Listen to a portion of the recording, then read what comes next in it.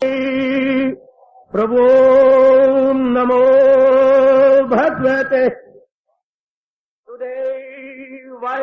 प्रभो नमो भगवते वासुदेवाय। ओम शनौ अवतो शनौ भुनक्तु वीर्यं कर्वावहि तेजस्वी अधीतमस्तु मा विद्विषावहै। हरि ओम शांति शांति शांति। ओम प्रभु जी ब्रह्म विद्या गीता भगवती की प्रभागिन उपस्थित गीता अनुयायी मंडली। ये भाव मन में बैठ जाना चाहिए तो क्या होगा, भगवान जी की ओर से एक विशेष श्रद्धा उत्साह आपको मिलेगा जो मैं नहीं दे सकता। जब ये भाव बैठ जाएगा कि इससे ही मेरा कल्याण होना है, तो आप इस शास्त्र के अनन्य पुजारी बन जाएंगे, यानी एक्सक्लूसिव डिवोटी ऑफ गीता जी। यही भगवान चाहते हैं। भगवान जी को वो भक्त या डिवोटी बहुत प्यारे होते हैं जो एक्सक्लूसिव हो, जिनका मन एक में जम जाए। एक शास्त्र में छोटी सी, कभी आपने कहा हमें बहुत से धंधे करने होते हैं, 24 घंटे में देखा जाए तो धंधे बाकी बहुत है। उनमें नहाना भी है, सोना भी है, आना जाना भी है, रिश्तेदारों के साथ लेना है, कमाई भी करनी है, उसमें परलोक बनाने का भी समय निकालना है। ठीक, तो पहले ये बिठा लीजिएगा कि थोड़े से समय जो हमने मिला है परमार्थ बनाने का, गीता से बढ़कर कोई शास्त्र नहीं। यही महर्षि वेदव्यास ने गीता की महिमा गाते हुए कहा, गीता सुगीता कर्तव्या किम अन्यायी शास्त्र विस्तार। और शास्त्रों का विस्तार करने से ठोस लाभ न होगा, एक गीता को भली प्रकार समझकर अपना लेने से बहुत बड़ा लाभ होगा। बिठा लीजिए मन के अंदर, जिसका प्रश्न है वो उस विशेष रूप पर, और बाकी मेरी माताएं बच्चियां और भाई सामान्य रूप से इस भाव को बिठा लीजिए कि गीता से मेरा कल्याण होकर रहेगा। इसमें कोई विकल्प ना हो, इसमें कोई दुविधा ना हो, इसमें कोई असमंजस ना हो, बल्कि सुनिश्चित, निश्चित के साथ ही मुझे सू लगाना पड़ रहा है, सुनिश्चित ये भाव हमारे मन में स्थायी रूप से अंतःकरण में गहरा उतर जाना चाहिए कि गीता से मेरा कल्याण होगा, होकर रहे। जैसे पति पत्नी एक दूसरे से भाव रखते हैं कि हम एक दूसरे के ये मेरे बड़े काम आएंगे, वो कहते हैं ये मेरे बड़े काम आएगी, तो आपस में प्यार श्रद्धा एक दूसरे के साथ हमदर्दी आजीवन बनी रहती है। इसी तरह जब तक हम भगवान की जात में समाना जाए, गीता जी पर हमारी अटूट श्रद्धा रहनी चाहिए कि हमारा कल्याण होगा, अवश्य में होगा। लो अपने प्रश्न का उत्तर। थोड़े समय में अधिकतम लाभ गीता जी की किस ढंग से स्वाध्याय करने से हो सकता? लीजिए, पहली बात तो ये दिमाग में से निकाल दीजिए कि मैंने रोज एक अध्याय पढ़ना है। ये निकाल दो दिमाग में से, ध्यान से। कईयों के दिमाग में, बुद्धि में, जानकारी में ये है कि हमने एक अध्याय रोज पढ़ना, इसको निकाल।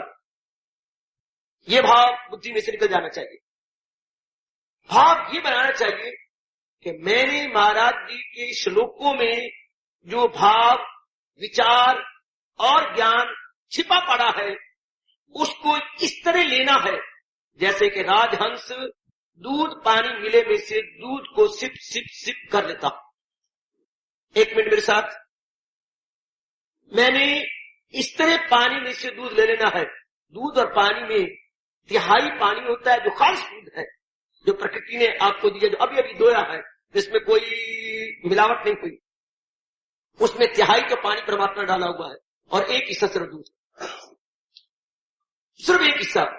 तो वो जो राजहंस है कितने तरीके से, जैसे मानो उसकी चोंच ना हो, क्या सेपरेटिंग की मशीन हो, ऐसे तरीके से वो निकाल लेगा दूध और पानी को छोड़ देगा।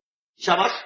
इसी तरह हम लोग ये भाव भगवान जी की, जो गीता जी के अंदर भाव, भक्ति, ज्ञान और छिपी पड़ी है उसमें जो और भाव विचार है, वो धीरे धीरे करके निकालेंगे। कैसे? किसी उच्च कोटि महापुरुष की टीका वाली गीता पढ़नी चाहिए। इसलिए जो आप श्लोक पढ़ते हैं नहीं समझ आएगी। अगर मैं व्याख्यान किया करता तो आपको गीता की महत्ता और गीता में छुपे हुए ज्ञान के अनमोल मोती न मिल पाते। ये आप प्रत्यक्ष देख रहे हैं। तो ऐसे किसी महापुरुष की गीता, जैसे मैंने कई आपको गीता बताई है, कई गीता जिन पर कमेंट्री अनेक महापुरुषों ने लिखी है, बहुत सरल आपके लिए है गीता प्रेस की गीता तत्व विवेचनी, जो आपके हाथों में दे भी चुका हूं, ना हो तो ले लीजिए, लाइब्रेरी से लेके पढ़िए। तत्व विवेचनी गीता जो प्रश्न उत्तर में है, प्रश्नोत्तरी में है, प्रश्न हर अध्याय पर उन्होंने प्रश्न किए हैं।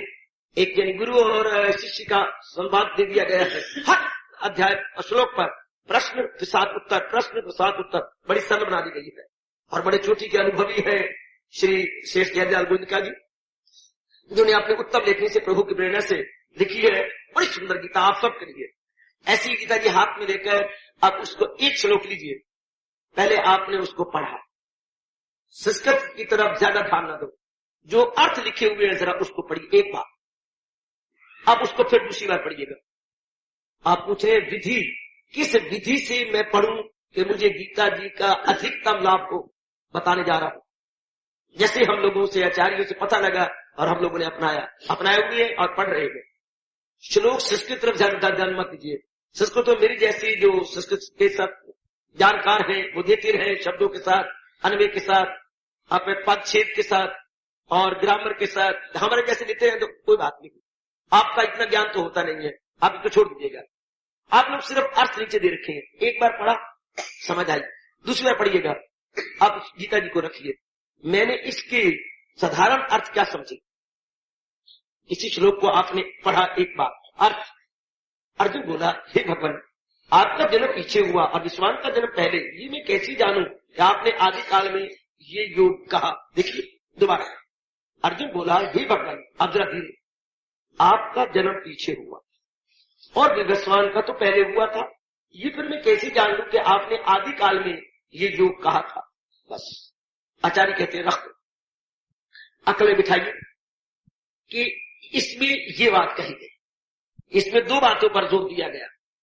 विवस्वान अर्थात सूर्य को ये उपदेश भगवान ने दिया, जबकि भगवान का अवतार तो अभी हुआ है और सूर्य तो पहले था। दो बातें, ये फिर कैसे हुआ कि सूर्य को भगवान ने उपदेश दिया, दो बातें इसमें। अब इसका ये मतलब हुआ कि आपने अर्थ ठीक समझी। अगर आप ग्रंथ रखने पर आपकी बुद्धि में नहीं आता तो आचार्य कहते हैं फिर ग्रंथ उठाओ और फिर अर्थ पढ़ो। ध्यान देना मेरे साथ, फिर ग्रंथ उठा लीजिएगा, आप फिर उस श्लोक को पढ़िएगा, इसके बाद फिर इसको रख लीजिए, अपने जांग पे रखिए और ये मुद्रा बनाइएगा, इस प्रकार की मुद्रा में। अब मैं समझा हूं या नहीं, भगवान ने इसमें दो बातों पर जोर दिया है। सूर्य को ये उपदेश पहले दिया गया था आदि काल में, जबकि भगवान का अवतार तो हुआ है द्वापर के अंदर। तो ये मेरी समझ में नहीं आता कि ये उपदेश उन्होंने पहले कैसे दे दिया, जो बाद में अवतार ले और जिसका जन्म पहले हुआ हो, ये कैसे मुमकिन है कि वो उनका आपस में मेल हुआ। आपने ठीक समझा। ये आचार्य जहां तक कहती है, जब तक अर्थ सही समझ नहीं आते, कितनी बार आपको अर्थ पढ़ने पड़े उक्ताओं में, 4 बार, 5 बार, 6 बार, ये अपनी अपनी बुद्धि होती है। हमारे जैसी जो योग दृष्टियों में आती हैं, बड़ी जल्दी पिकअप कर लेते हैं गीता जी को, बड़ी जल्दी अर्थ निकाल लेंगे। आप जैसे जो कई अभी अभी लगे हैं, बुद्धि इतनी कुशाग्र नहीं है, इतनी बुद्धि आपकी जो है तेज नहीं है, इतनी पिकअप करने वाली पावर नहीं है कि आप जल्दी उसे पकड़ लें, इतने मेधावी नहीं आप। हमारी मातृभाषा में शब्द है मेधावी। मेधावी वो होती है जो थोड़ा सा भी सुन ले और पढ़ ले तो बड़ी जल्दी अपनी बुद्धि में रख लेते। मेधावी बड़ा प्यारा शब्द है अपनी भाषा का, इतने मेधावी नहीं आप। तो फिर चाहे कितनी बार पढ़ना पड़े, उतारा नहीं। जब ये समझ आ चुकी है कि इससे मेरा कल्याण है, कि मैंने भगवान के फरमान को अपने जीवन का विशेष अति विशेष अंग बना लेना, तो मैं पहले अर्थ को समझू। मैं बड़े साधारण शब्दों में बताने की कोशिश कर रहा हूं और मुझे पूर्ण आशा है आप सबके सब गीता जी के पढ़ने की विधि मेरे से जरूर समझेंगे। अब आप फिर पढ़िए, आप 2 बार, 4 बार, 5 बार। अब आपको ये निश्चय हो चुका है कि मैं समझ गया, आप समझ गए हैं। अब आप ऐसे कीजिए, आचार्य कहती है, क्यों जी आप समझ गए? हाँ जी मैं समझ गई। भगवान जी के श्लोक का अर्थ आपको पहले पड़ गया? जी पहले पड़ गया। क्यों मेरे बेटे आपको समझ आ गई? जी हाँ। हाँ, अब ये समझो कि आपके आगे कोई बैठा हुआ, हालांकि कोई भी नहीं बैठा हुआ, देखो आचार्यों की विधि कैसी है। आप ये समझो कि आपके आगे कोई आपका मित्र बैठा है और वो कह रहा है राम तुम क्या कर रहे हो, खुद प्रश्न करो। खुद जैसे वो कहा करता मैं 4-5 गन्ने तोड़ लूंगा और खुद ही कहता तोड़ ले, खुद ही प्रश्न खुद ही उत्तर। मैं 4-5 गन्ने तोड़ना तोड़ना, कोई देख तो नहीं रहा ना, कोई नहीं देख रहा, जितनी तेरी मर्जी तोड़ ले और अपनी मर्जी खा ले, प्रश्न उत्तर अपने आप। इस तरह आप प्रश्न को एक मित्र बैठे आपके सामने और वो आपका नाम ले देंगे, राम आप क्या कर रहे हैं? भैया राम राम। राम राम जी, मैं बैठा गीता जी का स्वाध्याय कर रहा हूँ। अच्छा, बहुत अच्छा करते तुम, बड़े अच्छे आदमी हो। तो आज कौन सा श्लोक पढ़ा है आपने? मैंने ये पढ़ा है। अच्छा, मुझे भी अर्थ समझा दो। देखो आचार्य की बातें, मुझे भी अर्थ समझा दो। भाई मैंने इसके बारे में ये समझा, अर्थात अगर उस श्लोक को समझ के आप बोल भी सकते हैं तो वाकई आप समझ बहुत अच्छे। देखिए तरीका, मानिए आपके पास कोई सहेली आई है, सखी आई है, तो क्या कर रही है? गीता जी का आदर मान सत्कार पूर्वक पाठ कर रही है।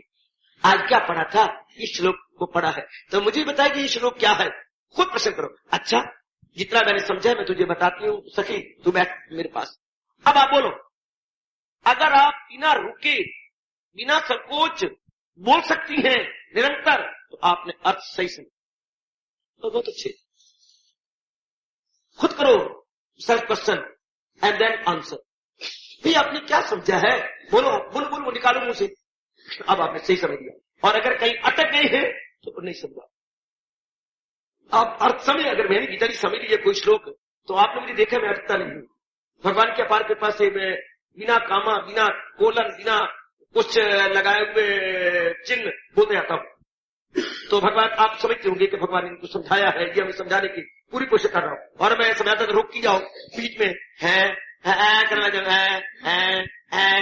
तो समझ लीजिएगा कि रिकॉर्ड खराब है और सुई उसके ऊपर गिर गिर गिर कर रही है। और अगर मैं निरंतर आपको समझाते जाता हूं तो समझ लीजिए इनको समझ आइए, हमें समझाने की पूरी कोशिश कर रहे हैं। अब पहले भी देखने की मुझे अर्थ भी समझ आई नहीं। जब तक अर्थ ही नहीं श्लोक का समझ आएगा, जो नीति आप टीका टिप्पणी या कमेंट्री या तशरीह या व्याख्या पढ़ रहे नहीं समझ आएगा। जब तक इंसान मूल को नहीं समझेगा, आगे जो विस्तार है उसको समझना आपके लिए दुरूह हो जाएगा, कठिन हो जाएगा। या थोड़ा सा ये शब्द लगा दूं तो मैं अतियुक्ति से काम नहीं लूंगा, असंभव हो जाएगा। इसलिए भगवान के पहले भावों को समझ लो कि इसका भाव क्या है। तो भगवान जी ने जो ये श्लोक कहा है इसका अर्थ क्या है, और ये तरीका मुझे मेरे बड़े काम आया। बोल पढ़ना, बोल पढ़ो। आपका मित्र बैठा है और आपको कह रहा है मोहन जी आप गीता जी पढ़ रहे हैं, हाँ मुझे भी तो बताओ ना आपने क्या पढ़ा। हाँ भैया मैं जितना समझा है समझाता हूँ। अपने आप ही कोई आएगा चाहे तो कहेंगे किससे बात कर रहा है? अरे रहने दे भाई, एक राज दिया गल्ला उन्होंने कि नहीं, मैं तुझे बताने योग नहीं है, ये हमें राज की बातें थी, अपने आप में कर रहा था। शाबाश, अब अर्थ समझ आ गई, अब आपको पूरे तले पड़ गया। हाँ, अब आचार्य कहते हैं आपने वो बात भी कर ली है, फिर भी अपने आप से पूछिए मैंने इसमें 2 बातें भगवान की पढ़ी है, फिर अपने मन में देखिए और भगवान ने ये बात इसमें कही है। ठीक, अब कही तो है, अर्थ में समझ आ गई, लेकिन आचार्य जो कि गीता रहस्यकार होते हैं, गीता के रहस्य को जानने वाले, गीता रहस्य का, गीता के छिपे हुए श्लोकों के राज को अनुभव कर लेने वाले होते कोई ये वो नेक जीव है जिन्होंने पूर्णपेन अपने आप को महाराज जी के चरणों में लगाया और गीता के पुजारी है। भगवान उनको विशेष बुद्धि दे देता है। मैं देता हूं उनको वो दानिश का योग, 10वें अध्याय में भगवान स्पष्ट कहा, विशेष बुद्धि अर्जन मैं उनको देता हूं जो अधिकारी या डिजर्विंग या मुस्तहिक या अधिकारिणी हो जाती है। क्या बच्चे, जब तक भगवान अपनी ओर से विशेष बुद्धि अधिकारी को नहीं देते तब तक गीता को समझना बिल्कुल या नितांत असंभव, जैसा मैं खुद अनुभव कर रहा हूं। अगर प्रभु अपनी अपार दया से विशेष बुद्धि दे तब जाके ये विशेष वाणी उस विशेष व्यक्ति को या विशेष भाग्यशाली व्यक्ति को समझ आ सकती है, अन्यथा कदापि कदापि नहीं। तो आप आचार्यों पर, जो गीता के आचार्य हैं, भगवान ने विशेष कृपा की। हमने तो सिर्फ मोटे तौर पर स्थूल रूप में अर्थ समझे हैं, पर आचार्य बड़े गहरे जाते हैं, जो कि भगवान ने उनको विशेष बुद्धि दी है। इसलिए अनुभवी महापुरुषों की व्याख्या पढ़नी बहुत जरूरी है। हमें सही रूप में गीता के भावों की समझ आ जाएगी। जो गीता जी की श्लोकों और शब्दों में, पदों में, शब्दों में, श्लोकों में छिपे पड़े हैं भाव, वो जब तक समझ नहीं आएगी श्लोक का अर्थ क्या है। मोटे तौर पर बता रहा हूं, श्लोक किसे कहती है। आप कहेंगे छंदों में तो फलाना फलाना, जो इतना लघु और गुरु होती है, छोड़ पड़ेंगे बातों को ना। हमारे आचार्य इस ग्रामर को या व्याकरण की दृष्टि से नहीं देखते। श्लोक का मतलब है जिसमें शक्ति है इंसान में छिपे हुए शोक को दूर करने की। श्लोक वो जो शोक को दूर करे। आज समझ लीजिए हमेशा, भगवान के श्लोक वो जिनमें शक्ति है मानसिक दुखों को दूर करने की। श्लोक और शोक में कितना अंतर है। श्लोक और शोक, ये बात बिठाइए कि भगवान के इन भावों से मेरे मानसिक छिपा हुआ शोक दूर हो जाएगा। और हम पूरी कोशिश हर प्रकार की करते हैं अपने में से दुखों, क्लेशों, शोकों को दूर करने के लिए। हम पूरी ये कोशिश कर रहे हैं कि किस तरह मेरे से दुख दूर हो, मेरी भटकन दूर हो, मेरे में ये जो विक्षेपता है ये दूर हो। हम अपनी ओर से पूरी यही कोशिश कर रहे हैं। जब ये कर रही है तो ये भाव बैठ जाए। अब आप आचार्य की कमेंट समझो, और उन्होंने लिखी है व्याख्या, जो अर्थ समझ आ गई। अब आप धीरे करके थोड़ा समझिएगा, नहीं बीच में समझ आई रुक जाओ, ये क्या था, क्या बात थी, ये इन्होंने कैसी बारीकी से बात कही है। मैंने फटाफट 2 मिनट में पढ़ नहीं लेना। पढ़ने का मतलब ये नहीं कि शब्दों को पढ़ लेना, पंक्तियों को हमने पढ़ लिया ना, पंक्तियों और शब्दों में भाव क्या छिपा पड़ा था वो मेरी समझ में आई कि नहीं। इस तरह धीरे धीरे, शायद इस तरह पढ़ने से आप आधा श्लोक भी नहीं पढ़ सकेंगे, आधा घंटा। उत्तम तरीका महापुरुषों ने गीता जी के पढ़ने का ये बताया है। इसलिए मैं आपको कहा करता हूं, ये न कहो कि मैंने अध्याय पढ़ना। अध्याय पढ़ा जाएगा, पर अध्याय के अंदर जो इतना राज छिपा पड़ा है वो गढ़ा नहीं जाएगा। या आप देखती हैं एक एक श्लोक पर कितने दिन लगा देता हूं समझाने में, और फिर भी मेरे अंदर से आवाज आती है पूरा तो नहीं समझा पाया। इतना समझाने के बाद भी मैं लज्जित हो जाता हूं जब इस आवाज को सुनता हूं तो पूरा नहीं समझा पाया।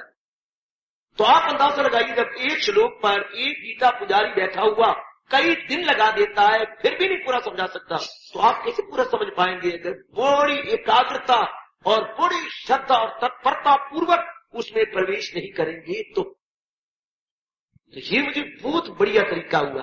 अगर हम तो इससे ज्यादा गहरा जाती हैं, एक शब्द की ग्रामर ले, और ये कैसे बना, ये भक्ति कैसे आ गई, ये शब्द कैसे आया, पहले भगवान ने ये कहा था, अब ऐसे कहा है, आगे जाके ये कहा। हम तो बहुत और ढंग से पढ़ते हैं, इधर का उधर का कंपेयर और कंट्रास्ट करना, भगवान के फरमान को वहां इन्होंने ये भाव ये कहते, यहाँ तो ये कह रहे, आगे चलकर उन्होंने ये कहा।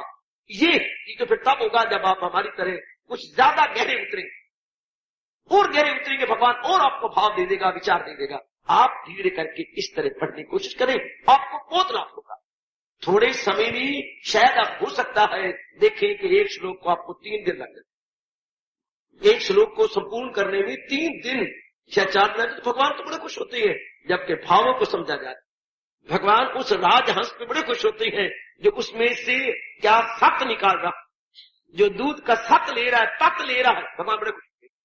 इस तरह जो गीता जी का तत्व ले रहा है, भगवान बड़े खुश होते हैं कि ये अब हाथ धो के पीछे पड़ गया तत्व लेने के लिए, चलो मैं भी अपनी ओर से इस पर विशेष अनुकंपा एवं कृपा कर दे, ताकि उस तत्व को ये जल्दी जल्दी ग्रहण कर ले। इस तरह गीता जी को पढ़ना चाहिए सज्जनों। और मेरी बताओ बेटी, इसलिए व्याख्या अनुभवी की हुई व्याख्या लेनी निहायत तो क्या अनिवार्य है। नया जरूरी तो मैं नहीं बोलूंगा, अनिवार्य, जिसको हम टाल नहीं सकते। इस तरह गीता पढ़नी चाहिए। आधा घंटा आपने मुकर रखा था, मैंने आधा घंटा पहले आप निश्चित कर लो कितनी देर पढ़नी है आपने। 20 मिनट, मेरे पास 20 मिनट होते हैं, तो 20 मिनट इस तरह पढ़े। तो मैं नहीं समझता कि 20 मिनट आप एक श्लोक भी पढ़ लें। अगर आप इस तरीके से लेंगे, शायद पहले दिन आप सिर्फ अर्थ ही समझे, जैसे मैंने आपको बताया अर्थ निकाल लें, शायद आप अर्थ ही समझे। और ये भी हो सकता है कि अगर बुद्धि आपकी जरा मोटी है, नहीं इतनी सूक्ष्म बनी, तो शायद पहले दिन अर्थ भी न समझ आए, 2-3 बार पढ़ने पर भी शायद अर्थ ना समझ आए, तो कोई बात नहीं।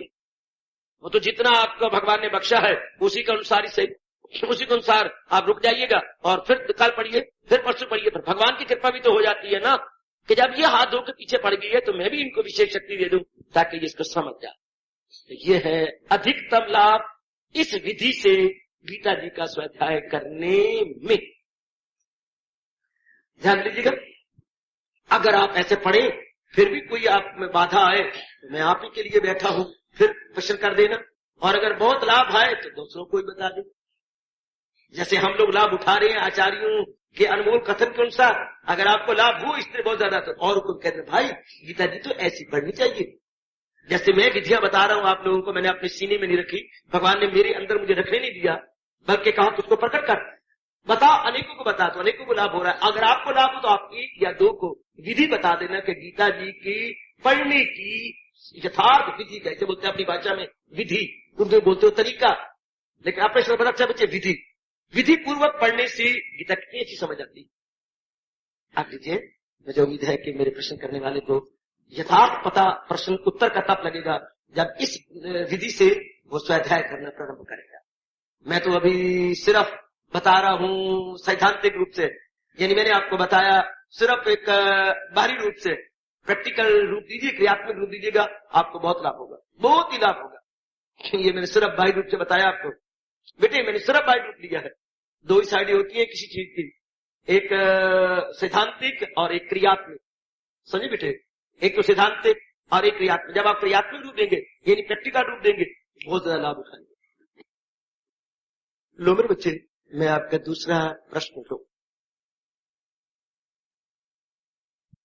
गीता जी को मैं 4 वर्षों से प्राय नित्य सायं को आकर श्रवण कर रहा हूं। बहुत अच्छे। अपनी ओर से पूरी कोशिश करता हूं कि मैं एकाग्रता पूर्वक श्रवण करूं, और मैं इस प्रयास में सफल भी हुआ हूं। जैसे आप कहती हैं कि घर बार को भूल कर, मुझे आपके ये शब्द बड़े प्यारे लगते हैं। मैं यही कोशिश की है कि सब कुछ भूल भुलाकर अपना मन आपके व्याख्यानों में लगा देता हूं और भगवान जी के भावों को समझने की पूरी कोशिश करता हूं। मैं एकाग्रता भी पूरी दिखाता हूं। प्रश्न लो जरा, प्रश्न का रूप आ रहा है सामने। मैं एकाग्रता भी पूरी दिखाता हूं और दक्षित होकर सुनता भी जरूर हूं, लेकिन मैं अनुभव कर रहा हूं कि मुझे इतना लाभ नहीं हो रहा। क्यों? आहा, वाह वाह वाह। प्रश्न का रूप समझ गए आप? प्रश्न ये है, एकाग्रता पूर्वक सुनने पर भी मुझे पूरा लाभ क्यों नहीं होता? अब प्रश्न कुछ आपने क्लियर नहीं किया, जिसको मैं गीता पुजारी के नाते से खोलूंगा। प्रश्न का को कुछ आपने छिपा दिया, मुझे पूरा लाभ नहीं हो रहा। किस रूप में पूरा लाभ नहीं हो रहा? किस रूप में? मैं इसको खोलूंगा, बताऊं आपको, जो आपकी बुद्धि प्रश्न कर नहीं सकी पूरा। किस रूप में पूरा लाभ नहीं हुआ? क्या शारीरिक रूप से आप उस प्रकार कर्म नहीं कर रहे जिस रूप से भगवान जी बता रहे हैं? क्या मानसिक रूप से आपका वो चिंतन नहीं हुआ जो भगवान जी बता रहे हैं? क्या बौद्धिक रूप से आपका निर्णय प्रभु प्राप्ति का हुआ है या नहीं? किस रूप में आपका लाभ? बौद्धिक रूप से लाभ नहीं हुआ, मानसिक रूप से लाभ नहीं हुआ, या शारीरिक रूप से लाभ नहीं हुआ, या व्यवहारिक रूप से लाभ नहीं हुआ? क्या आपके व्यवहार में तब्दीली नहीं आई? क्या आपका दृष्टिकोण नहीं बदला? क्या आपका आचार व्यवहार नहीं बदला? क्या आपका खान पान में शुद्धि नहीं आई? क्या आपके बोल चाल और व्यवहार में एक पूरा परिवर्तन आया कि नहीं? आप जो कितनी मेरा पूरा लाभ नहीं हुआ। क्या अभी तक आपकी वो कमजोरियां आप में हैं? क्या वो पुरानी संगत अभी तक आप में है? क्या अभी तक आप जन्मा जाती हैं? क्या अभी तक दुराचार आपको और अवगुण आप में प्रतीत होने लगती है?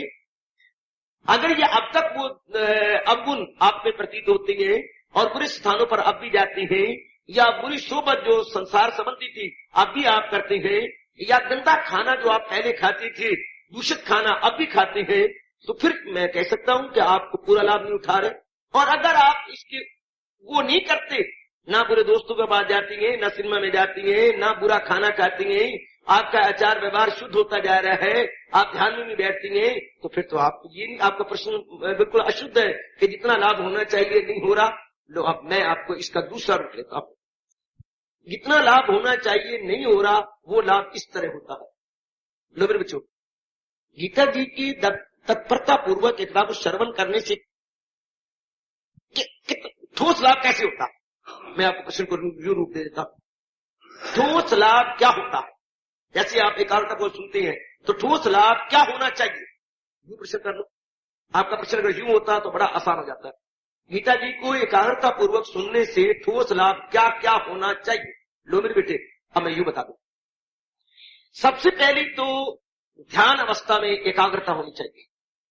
अगर आप एकाग्रता पूर्वक गीता जी को सुनते हैं तो प्रातः काल इसका निर्णय हो जाएगा कि वाकई आप एकाग्रता पूर्वक सुनते हैं।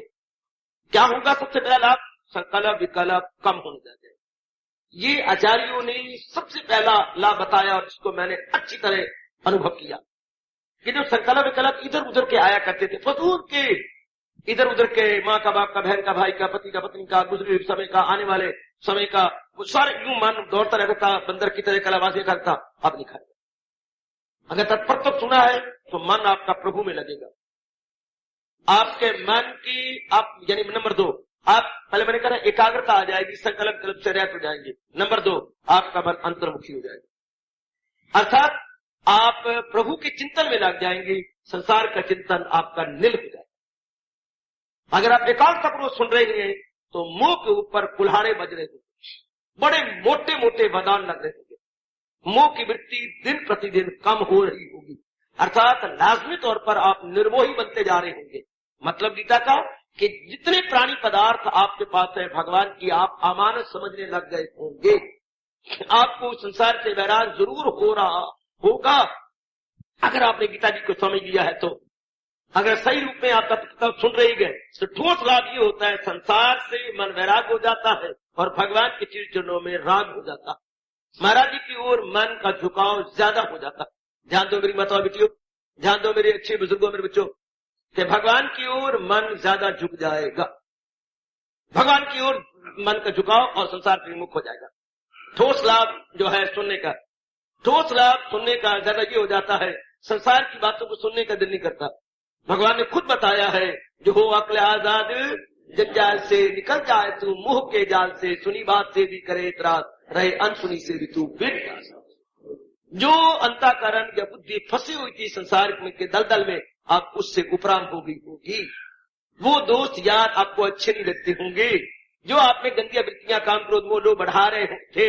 अब आपका मन ही नहीं चाहता होगा उधर जाने का, इधर जाने का। और बता दूं, ठोस लाभ गीता जी के पढ़ने का ये है कि आपका ज्यादा मन एकांत में बैठने करता होगा। आपको शुरू बोलने में अच्छा लगता होगा। आपके बाजार में आवारागर्दी करने का बिल्कुल चित्त नहीं चाहता होगा। अगर ठीक आप गीता जी को सुन रहे हैं और पढ़ रहे हैं तो। और आखिर में कहूं, अगर ठोस लाभ आप गीता जी का ले पा रहे हैं तो आपका क्या मन प्रभु चिंतन में खामखा लग गया होगा। अब भगवान का वो फरमान भली प्रकार आपके मन में आया होगा, सदा मेरा पैहम। अब आपकी वृत्ति मालिक में लग रही है, या मुझे याद अर्जुन महर रंग कर। ठोस लाभ गीता जी का तो मैंने ये देखा, संसार का चिंतन खत्म हो जाना और भगवान जी का चिंतन शुरू हो जाना। ये खामखा आ रहा हो, खामखा। ठोस लाभ गीता जी के सुनने का ये है कि प्रभु में मन लग रहा हो, उनका चिंतन हो रहा हो और संसार से मन उब गया हो, संसार से मन हट गया। आप समझो मेरे बच्चे कि आपको सुनने का ठोस लाभ हुआ। आपका प्रश्न जरा किसी और प्रकार का था, मैंने उसको जरा अच्छी शक्ल दे दी और आसान कर दिया। उम्मीद है आप मेरे इस प्रश्न उत्तर से सेटिस्फाई हो गए होंगे और अपने अंदर होता मार के देख ले अब आप भी, और विशेषकर प्रश्नकर्ता भी, कि मुझे ठोस लाभ हो रहा है या नहीं। बाकी मेरी माताएं, बेटियां, बच्चे, वो ठोस लाभ को आप रोज सवेरे शाम आते हैं और बड़ा सुनने का आपको शौक है, तो गीता जी का ठोस लाभ सुनने का इस प्रकार हो रहा है या नहीं, यानी मोटे तौर पर प्रभु चिंतन चल पड़ा है या नहीं। अगर प्रभु चिंतन नहीं चला और अभी संसार का ही चिंतन होता रहता है तो बुरा न मनाना, गीता जी के सुनने का ठोस लाभ नहीं हो रहा। बच्चे को हम दूध पिलाएं और सेहत, छाती, भुजा और टांगे उसकी विकसित ना हो तो समझिए बच्चा दूध नहीं पचा रहा। अगर उसका एक एक अंग विकसित नहीं होता, ये छाती खुलती नहीं, भुजाएं विकसित नहीं होती, तो समझिए दूध पीने का लाभ नहीं है। या तो उसका लूज मोशन हो जाती है, या फिर अंदर और गाढ़ा बढ़ा है कि दूध के तत्व अंदर नहीं जा रहा है, वरना विकसित होने चाहिए शरीर। इस पर गीता जी के पढ़ने से मन और बुद्धि विकसित होने चाहिए, मन और बुद्धि की डेवलपमेंट होनी चाहिए। जैसे दूध शरीर का विकास करता है, इसी तरह भगवान का ज्ञान बुद्धि और मन का विकास करता है। याद रखना, दूध तन के लिए और भगवान का ज्ञान अंतःकरण के। अंतःकरण must be developed to fully extent, if not fully, but to some extent करने मुझे शर्म आ रही है। इतनी गीता जी लगातार कोई सुनाए और हमारा फुली एक्सटेंट ना हो जाए डेवलपमेंट, तो shame to both of us. सुना रहा है उसको भी और जो सुन रहे हैं उनको भी। तो जरा ध्यान से प्रभु चिंतन। अच्छा, अंदर का विकास क्या है? बुद्धिमान का विकास प्रभु चिंतन शुरू हो जाए। अनायास में कहूंगा, without any struggle, without any exertion, पुरुषार्थ जरूरत नहीं है, अपने आप ही प्रभु चिंतन शुरू हो जाए। क्योंकि संसार गीता सुनने के बाद निस्सार प्रतीत होने लगता है, जैसे कि भगवान ने कहा है, तुझे दुख की दुनिया आई पानी मिली, तू कर सच्चे दिल से प्रस्तुत। खामखा शुरू हो जाता, उठा दीजिएगा, खामखा अपने आप ही शुरू हो जाएगा। लो मैं अब आगे बढ़ता हूं। फिर भी अगर आपको तसल्ली ना हो इस प्रकार, तो आपका प्रश्न दोबारा होगा और फिर भगवान जी के आधार, गीता जी के आधार पर उत्तर आपके साधु की ओर से जरूर दिया जाएगा। नंबर 3 प्रश्न आपका बहुत निराला और बहुत ही जरा अच्छा प्रश्न मुझे लगा है आपका। तीसरा प्रश्न लीजिए। ओम तत्सत जो 17वें अध्याय में प्रसंग चला हुआ है और भगवान जी ने ओम, तत्त और सत्य के अलग अलग अर्थ निकाले हैं, तो हमें पूरा समय नहीं आया। आप लिखते हैं कि मैंने कई बार इसको पढ़ा, एकांत में बैठ के समझने की कोशिश की, लेकिन मेरी समझ में नहीं आया।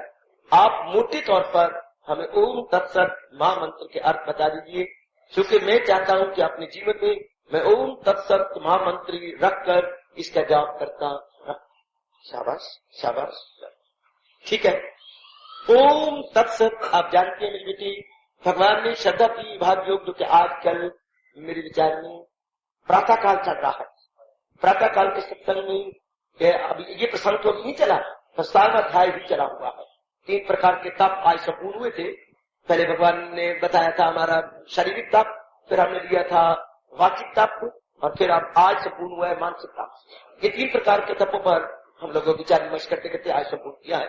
आगे अभी और प्रकार के 3 प्रकार के दान, 3 प्रकार के यज्ञ आएंगे, और उसके बाद फिर 3 प्रकार का शायद भोजन भगवान ने लेना है, और फिर हम आगे चल करके ये ओम तत्सत आखिर में ये प्रसंग चलता है। 28 श्लोकों का ये अध्याय है 17वां, और अब 28 श्लोक तक भगवान जी कह देंगे, तो फिर ये दुनिया है उसकी न अगला जहां, जिसको श्रद्धा नहीं है वो दोनों जहानों से मारा जाता है, और ओम तत्सत बता देंगे। तो ठीक है, आपको समझ नहीं आई। अब आप मुझे इसी समय चाहते ओम तत्सत के स्थूल रूप में अर्थ क्या है। लो मेरे बच्चों, और समझिएगा इसको, क्योंकि आप चाहते हैं कि ये आपका महामंत्र हो, हाँ, लेकिन रटने से पहले इसको मेरे जैसों से ये महामंत्र ले लेना चाहिए। अपने आप ही नहीं फायदा होता, किसी गीता पुजारी और भगवान के पुजारी के मुख से ये मंत्र लिया जाना आपके लिए और भी लाभकारी हो जाएगा। तो मैं आज समझाता हूं आपको। ओम भगवान जी के अनेक अति पवित्र नामों में से सबसे पहला जो नाम हमारे वेदों ने पुकारा उसका नाम है भगवान जी का नाम ओम। ये सबसे पहला, वेदों में इसका बड़ा विस्तार है। ऋषियों ने सबसे पहले इसको कहा ओम इति एतदक्षरम् इदं सर्वम्। ये हमारे मन में पड़ा, ये ऋचा है हमारे वेद की। ओम अर्थात ये ओम ही, ये सब कुछ जो फैला हुआ है ये उसी का रूप है। आहा, ओम इति एतत् अक्षरम् इदं सर्वम्। सब जो कुछ नजर आ रहा है ये सब भगवान का रूप है। इसी को भगवान ने खोला गीता जी के अंदर, वही साथ जिससे सारे जहां पे गए छाई। तो ओम का अर्थ ये लेना चाहिए। प्रश्न का अफसोस यह है कि जिसे ये प्रश्न है वो आज नहीं आया। तो आप फायदा उठा, आप सब उठा लो, शायद उनको सच्चाई नहीं होगी, पर मैं तो अब चल रहा हूं आगे। तो ओम का भगवान जी का है सबसे पहला अति उत्तम एवं पावन नाम। भगवान जी का सबसे पहला अति उत्तम पावन पवित्र नाम, बड़े बड़े प्यार से जो पुकारा गया, जो आपका नाम, जैसे शुरू में आपका नामकरण हुआ, हाँ, तो पहला आपका नाम दाग ऊपर निकला, दाग से पंडित जी ने दिनेश नाम आपका रखा। दिनेश मैंने सूर्य। लेकिन घर वालों ने बिगाड़ के नाम आपका गुल्लू रख दिया, गुल्लू है वो गुल्लू, आप गुल्लू रख दिया। नानके वालों ने आपका नाम बिट्टू रख दिया, वो बिट्टू। अब ये नाम चलते जाए, लेकिन आखिर में नाम तो दिनेश ही चलेगा, पुकारा दिनेश ही जाएगा। शुरू में जो महाराज जी का नाम पुकारा, ऋषियों, महर्षियों, देव ऋषियों, राज ऋषियों ने अपनी निर्विकल्प समाधि में अनुभव करके वो ओ बेटे ओ, इसलिए हमें कहा जाता है कि वेद भगवान की एक एक ऋचा को यानी मंत्र को पढ़ने से पहले ओम बोल के अपनी वाणी को पवित्र करते जाओ। जो भी ऋचा पढ़ती है, गीता जी में जो है उनको श्लोक कहती है, और वेदों में जो है उनको मंत्र कहती है, और मंत्र की अगर थोड़ी सी पंक्ति ली जाए तो उसे पंक्ति न कह के ऋचा बोलती है। ऋचाएं, वेदों में ऋचाएं हैं और मंत्र हैं, जबकि गीता जी में क्या है? श्लोक है। गीता जी में श्लोक बोलती है और वेदों में मंत्र बोले जाते हैं। याद रखना, कई मैं देखता हूं आप कहते हैं गीता वेदों में ये मंत्र श्लोक आया, पुत्र वेदों में श्लोक नहीं आते, वेदों में मंत्र होते हैं। और गीता जी में श्लोक है, महाभारत में श्लोक है, बल्कि 18 पुराणों में श्लोक है। महाभारत और 18 पुराणों में क्या है बेटे? श्लोक। लेकिन चारों वेद मंत्रों में, इतनी जानकारी तो जरूर साफ सबको होनी चाहिए। हमारे चारों वेदों में मंत्र है और 18 पुराणों, महाभारत और गीता जी में क्या है? श्लोक। तो लीजिएगा, अब जो आपने कहा ओम, तो ओम भगवान जी के अति पवित्र नामों में से एक नाम माना जाता है। हाँ, लेकिन ओम निराकार का सूचक है। ओम निराकार का सूचक है बच्चे। निराकार भगवान जो ज्योति स्वरूप है, इसलिए हमारे पुराणों में महर्षि वेदव्यास जी ने ओम के साथ अक्षर लगा दिया, हरिओम। वो ओम जो कि साकार रूप में अवतार लेके प्रकट हुआ, साथ क्या लगे बच्चे? हरि ओम। मैं इस बेटी कहूंगा, अगर ओम तत्सत न लंबा न कहे तो इतना ही मां मंत्र बना ले, हरिओम हरिओम हरिओम। और भगवान जी को हरिओम कहने के साथ ही साथ रूप ये याद करते, तो सोने में सुगंधी का काम मैं बता रहा हूं, पर वो बेटा अब है नहीं, बाकी सब समझ तो आपको मां मंत्र बोलेंगे, पर हरिओम रख लेना, मां मंत्र को हरिओम पुकार लीजिएगा, हरिओम। और अगर जिद है कि मैं हरि नहीं लेना तो ओम ही ओम पुकार लो, मां मंत्र हो जाना चाहिए Omio Omio Omio Omio Omio. इससे बड़ा प्रभाव पड़ेगा कि जो कुछ नजर आ रहा है ये नहीं है, इसके बैकग्राउंड में मेरे भगवान ही भगवान है, भगवान ही भगवान है, भगवान ही भगवान है। जैसे कि क्षमा चाहूं, ये आपका महाराज जी का चित्र है, हाँ उपदेश दे रहे हैं। अगर आप बताइए बड़े अच्छी भुजाएं हैं, बड़े अच्छे घोड़े हैं, बड़े अच्छे अर्जुन कैसे मुद्रा में बैठा है, और भगवान जी किस मुद्रा में समझा रहे हैं, बता रहे सब कुछ। लेकिन अगर ध्यान से देखा जाए तो पीछे पीछे क्या हार्ड बोल्ड है, हार्ड बोल्ड है, हार्ड बोल्ड है, जिसके ऊपर ये बना हुआ है सारा चित्र महाराज जी का, पीछे हार्ड बोल्ड है, पुत्र हार्ड बोल्ड के ऊपर बना हुआ है। इस तरह ये सारा जहान बैकग्राउंड में भगवान जी पर ही नजर आ रहा है। जैसे ये चित्र के पीछे हार्ड बोल्ड है, तो इस सारे संसार के पीछे भगवान जी है। सारे हुई जात जिससे बुझाई तो सारे जहां की गए छाई हुई, बैकग्राउंड में भगवान जी है। आगे ये दृश्य जैसे दृश्य में नजर आ रहे हैं महाराज जी के, लेकिन पीछे क्या है इसके? Hard bold. इसी तरह ये संसार जो नजर आता है दृश्यमान है, ये फिनोमिना या दृश्यमान जो नजर आता है, ये इसके पीछे क्या है? भगवान निराकार रूप में। अब आप फिर भी जिद हो कि नहीं मैं तो ओम तत्सत कहना है, तो मोटे तौर पर आचार्यों ने इसलिए ये हमें बताया क्योंकि हम मुद्दत से नहीं जन्मों से जो हमें नजर आते हैं हम इसको सत्य मान लेते हैं। मैं मोटे अर्थ बता रहा हूं, जो सारी बच्चियां जान लेंगी, सारे भाई जान लेंगे। जन्मों से हमारा ये स्वभाव बना हुआ है कि जो इस चर्म चक्षुओं से नजर आता है, चर्म में चमड़ा, चमड़े में लगी हुई आंखें, इनसे जो नजर आता है हम इनको ये ठीक है, ये सत्य है। ये सबसे बड़ी अज्ञानता कि जो वस्तु हमारी आंखों के सामने है इसको हम सत्य मानते हैं। समझ लीजिए मेरे भाव, भगवान जी के भावों को ठीक, यहां से इंसान की गिरावट शुरू हो जाती। अगर आप समझे ना, इंसान जो इतना गिर गया, इसकी गिरावट शुरू मिर्गे से इससे लेती है। गिरावट शुरू कहां से हुई? जहां से शुरू हुई है वहीं से खत्म कर दो। मेरे गुरु ने ये बताया था कि अगर कोई कमजोरी दूर करनी हो तो कमजोरी दूर करने से पहले ये लो कि ये कमजोरी शुरू कहां से हुई। आप समझेंगे नहीं पुत्र, आपको क्या क्या कमजोरी है? मेरे सिगरेट पीने की कमजोरी है, आपको शुरू कहां से हुई? राम प्रकाश मेरे मित्र है, उसके पास मैं साथ रहता हूं, तो आज मेरी और अपने बाप की या भगवान की कसम पाप में राम प्रकाश सोबत नहीं। ये हमारी काम शुरू हुई। राम प्रकाश वो सिगरेट पीता है तो वो मुझे कभी कभी पौवा भी पिला देता है, शाबाश, और कभी अंडे भी देता है, और कभी गोश्त कुछ भी जो है शोरबा पिला देता है। तो सबसे पहला हमारा शास्त्र कहता है बुरे से दूरी, बुरे का खिलाफ। जहां से ये शुरू हुई वो छोड़ो। अब इंसान की गिरावट कहां से हुई है? कहां से? लगाए जो महसूस।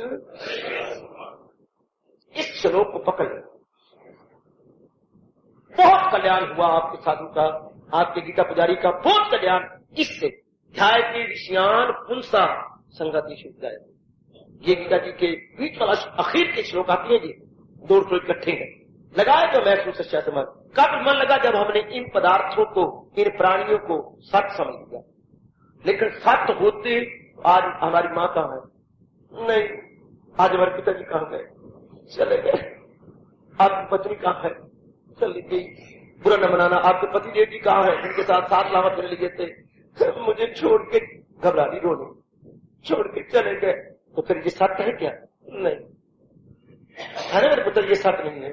तुम छोड़ के चले गए ना, तो इनको आप तो सत्य नहीं कह सकती, सत्य नहीं है।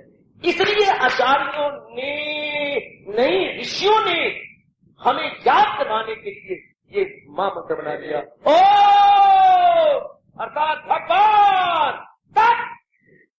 तक मेरे वो जो अभी नजर नहीं आते, वो हम उसको बोलती हैं जो हमारे से दूर है। वो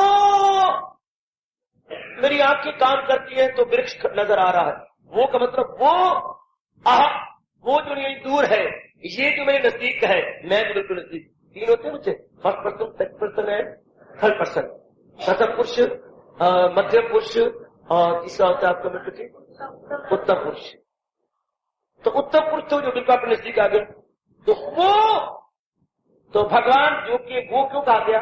तुम हो एक अगोचर, सबके।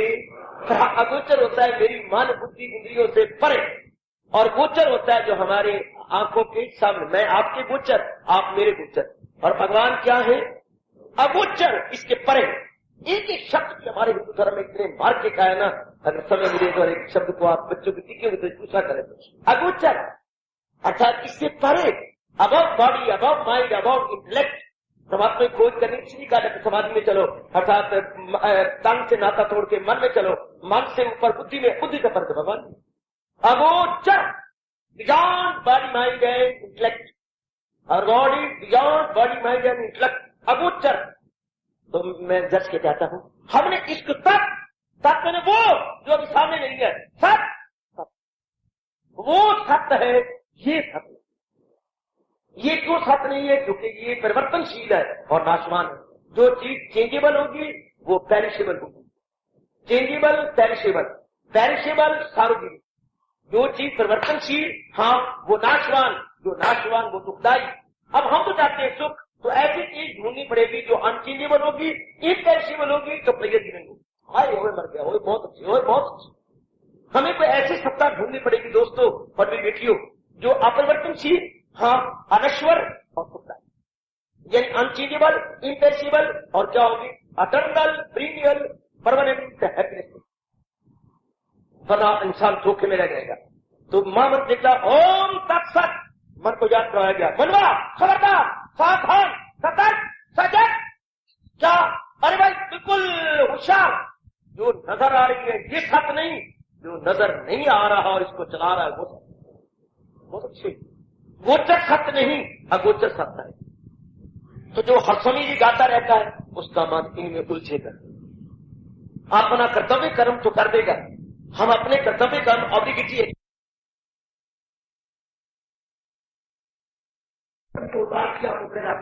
निचले कपड़े आपके सूखे हुए हैं, ऊपर बरसाती वाले गीले हो तो क्या हो? आपने अंदर वालों को बचा लिया। इसी तरह ओम तत्सत हमारे अंतःकरण की बसाती है। आहा आहा आहा, ओम तत्सत हमारे अंतःकरण की बसाती है। इसमें संसारिकता की गिल नहीं आने देती। संसारिकता प्रवेश नहीं होती। जो ये याद रखता है कि भगवान ही सत्य है, ये सत्य नहीं। व्यवहार तो करना इनमें आना था बरसात में, लेकिन कपड़े बच गए क्योंकि बरसाती पहन थी। रेन कोट आपने पहन रखा था, रेन कोट और रेन टोपा आपने पहन रखा, आप सब बच गए हैं, बिल्कुल सूख के आए। मैंने प्रश्न किया ये क्या हुआ कैसे? अजी मैं बरसाती पहन के, मुझे पता था बरसात में देखा जब आप वहां गुजरे थे, जहां उसके मैंने आपसे पूछ दिया आप सूखे क्यों है जी? मैं बरसाती पहन के आया। इसी तरह हम कहते हैं ये दुनिया में रहता है पर निराला कैसे है जी? भगवान ने, जैसे आपने कहा मैं बरसाती पहन के आई हूं जी इसलिए मेरे कपड़े गीले नहीं हुए, हाँ तो वो दुनिया में रह करके दुनिया से बची कैसी हुई है जी? इसलिए जी क्योंकि अंतःकरण में भगवान छा गए, शाबाश, अंतःकरण में ओम तत्सत छा गए, वो दुनिया में रहता हुआ दुनिया से निराला रहेगा। इसलिए मैंने कहा कि आदमी को चाहिए दुनिया में रहना किस तरह, जिस तरह तालाब के पानी में रहता है कमल, living in the tank internally out of it, living in out of it, living in the world internally out of it, living in दी।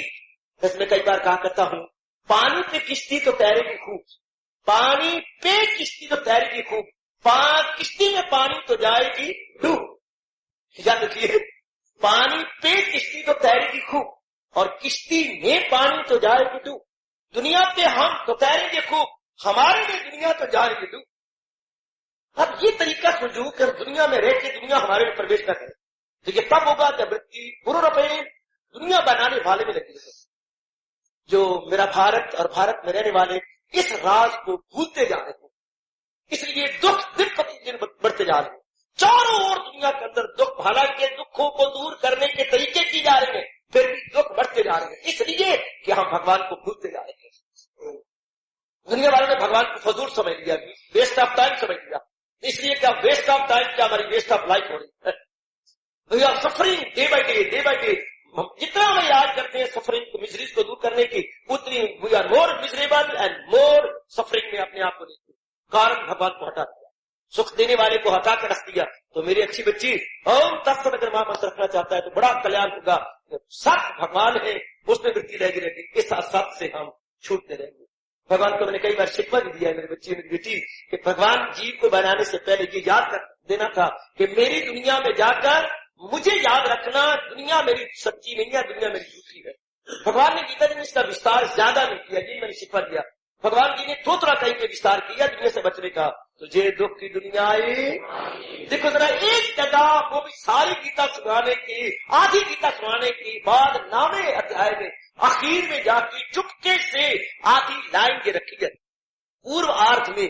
बेटे पूर्व आर्थ श्लोक का ऊपरली लाइन में पूर्व आर्थ होती है और दूसरी जो पंक्ति है उसे बोलते हैं उत्तरार्थ। पूर्व आर्थ में ये कहा अनित्यम आसुखम लोकम, अनित्यम आसुखम। जब समझता है बड़ी चालाकी से रखे भगवान ने, तो कोई जना होगा तो पकड़ लेगा, बड़ी चालाकी से रखा है, बड़ी चालाकी से। एक बार पता नहीं 7वीं क्लास में थी इस तरह के एक बच्चे ने कहा कि ये उन दिनों नया नया नोट बना था 1 रुपए का या 1 रुपए का, तो मुझे एक मेरा स्टूडेंट कहने लगा कि इसमें इंडिया ढूंढो, इसमें इंडिया कहाँ है। वो पुत्र में मर गया ढूंढ ढूंढ के, मुझे इंडिया नजर नहीं आया। तो मैंने उसे कहा कि पुत्र इसमें इंडिया है भी सही कि भैया इंडिया भी राम प्रकाश का नाम था। तो मैंने कहा भाई राम प्रकाश में इंडिया लिखा था, बिल्कुल भगवान की कसम इसमें इंडिया है।